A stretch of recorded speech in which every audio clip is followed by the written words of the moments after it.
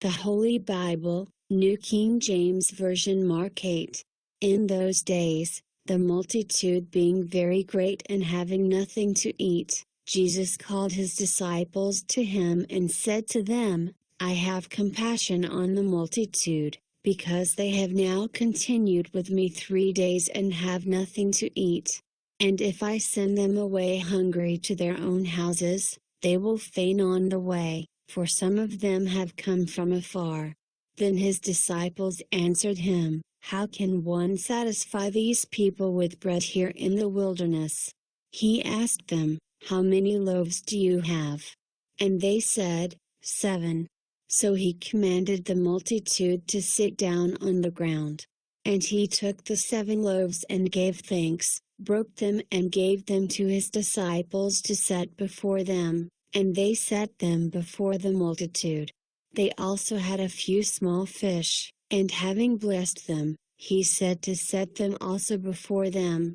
So they ate and were filled, and they took up 7 large baskets of leftover fragments.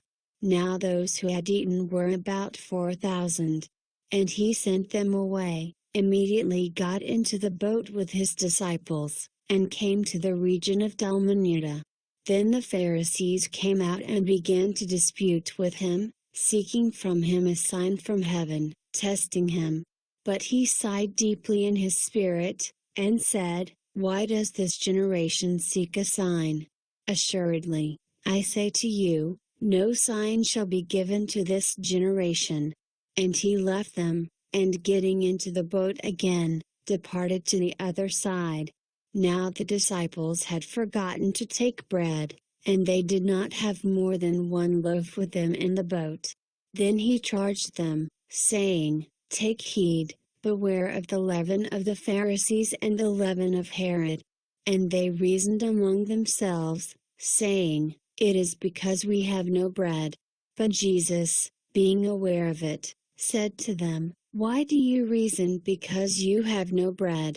Do you not yet perceive nor understand? Is your heart still hardened? Having eyes, do you not see?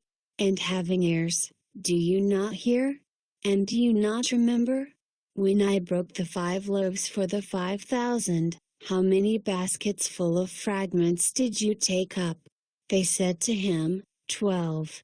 Also, when I broke the 7 for the 4,000, how many large baskets full of fragments did you take up? And they said, 7. So he said to them, How is it you do not understand? Then he came to Bethsaida, and they brought a blind man to him, and begged him to touch him. So he took the blind man by the hand and led him out of the town. And when he had spit on his eyes and put his hands on him, he asked him if he saw anything. And he looked up and said, I see men like trees, walking. Then he put his hands on his eyes again and made him look up. And he was restored and saw everyone clearly. Then he sent him away to his house, saying, Neither go into the town, nor tell anyone in the town.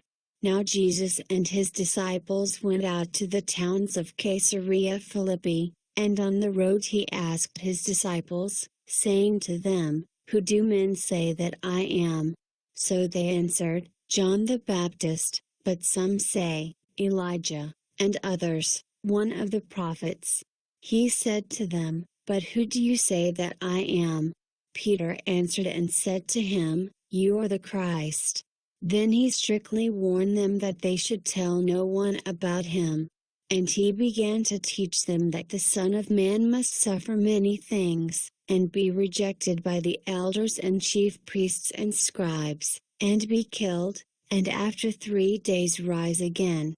He spoke this word openly. Then Peter took him aside and began to rebuke him. But when he had turned around and looked at his disciples, he rebuked Peter, saying, Get behind me, Satan. For you are not mindful of the things of God, but the things of men.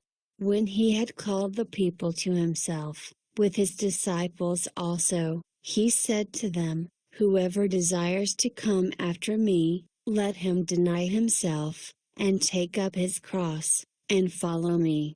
For whoever desires to save his life will lose it, but whoever loses his life for my sake and the gospel's will save it.